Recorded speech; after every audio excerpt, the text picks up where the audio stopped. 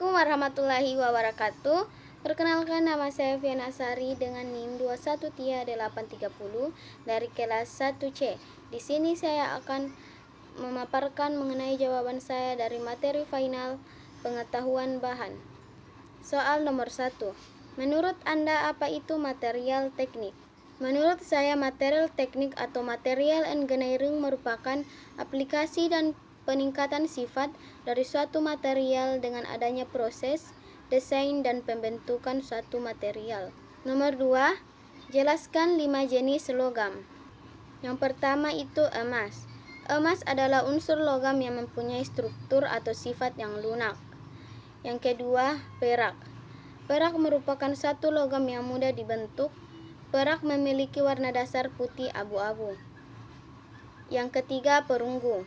Perunggu merupakan sebuah aloi dari tembaga serta timah yang sudah dikenal sejak zaman kuno. Yang keempat, tembaga. Tembaga merupakan logam yang mudah dibentuk, memiliki warna putih keperakan. Yang kelima itu kuningan. Kuningan merupakan aloi yang terbuat dari campuran dari tembaga dan seng. Yang ketiga, jelaskan penggolongan bentuk logam di pasaran. Yang pertama itu basic core, di mana basic core adalah salah satu material yang umum difungsikan sebagai rangka atau pondasi bangunan yang ada di Indonesia. Yang kedua itu sheet metal. Sheet metal atau logam lembaran adalah suatu fabrikasi atau pembuatan lembaran metal untuk berbagai keperluan. Selanjutnya itu pelat. Pelat adalah bahan baku logam yang berupa lembaran dengan ketebalan lebih dari 1/4 inci. Soal nomor 4. Apa perbedaan logam fero dan non-fero? Adapun perbedaan logam fero dan non-fero, jika logam fero itu logam yang mengandung unsur besi, sedangkan logam non-fero itu logam yang tidak mengandung unsur besi. Nomor 5. Apa yang Anda ketahui mengenai polimer dan komposit?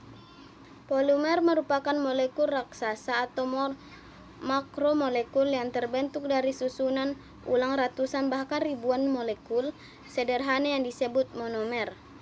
Dan komposit adalah material rekayasa yang tergolong baru dan kinerjanya diperoleh melalui kombinasi dua atau lebih bahan. Adapun tujuannya untuk menghasilkan mechanical properties atau sifat mekanik yang lebih optimal. Nomor 6. Apa yang Anda ketahui mengenai perlakuan panas dan tujuan dari perlakuan panas? Perlakuan panas didefinisikan sebagai perpaduan antara proses pemanasan, penahanan temperatur, dan pendinginan. Adapun tujuan dari perlakuan panas yaitu untuk menghasilkan sifat-sifat logam yang diinginkan. Nomor 7. Apa tujuan dari perlakuan material, heat treatment, uji tarik, dan beban kejut? Tujuan dari proses heat treatment, yang pertama mempersiapkan material untuk pengolahan berikutnya, yang kedua mempermudah proses machining, yang ketiga mengurangi kebutuhan daya pembentukan dan pembuatan energi, yang keempat memperbaiki keuletan dan kekuatan material, yang kelima mengeraskan logam sehingga tahan uas dan kemampuan mesin meningkat. Selanjutnya itu uji tarik. Pengujian ini dilakukan untuk mengetahui kuat tarik atau tensile strength dari suatu logam dengan menggunakan alat. Yang ketiga itu beban kejut atau impact test, di mana beban kejut ini digunakan untuk mengamati kekuatan bahan terhadap beban yang dikenakan secara tiba-tiba. Nomor 8. Jelaskan 3 bahan kimia yang berbahaya yang sering kita temui dalam kehidupan sehari-hari. Mungkin yang pertama itu seperti karbon monoksida, di mana karbon monoksida atau CO adalah gas beracun yang tidak berbau dan tidak berwarna. Yang kedua itu amonia. Seperti halnya karbon monoksida, amonia juga tidak berwarna, tetapi gas ini menimbulkan bau yang sangat tajam. Yang ketiga itu klorin. Klorin kerap kali digunakan sebagai produk pembersih atau disinfektan, apalagi sejak virus corona merebak. 9. Bagaimana bahan kimia bisa membahayakan tubuh manusia? Ada 3 cara bagaimana bahan kimia membahayakan tubuh manusia. Yang pertama dengan itu cara inhalasi, yang kedua mungkin karena itu tertelan, yang ketiga itu kena kontak fisik atau kontak dengan kulit.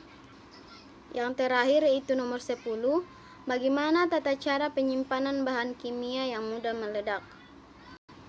Yang pertama mungkin disimpan dalam tempat yang cukup dingin untuk mencegah penyalaan tidak sengaja pada waktu ada uap dari bahan bakar atau udara.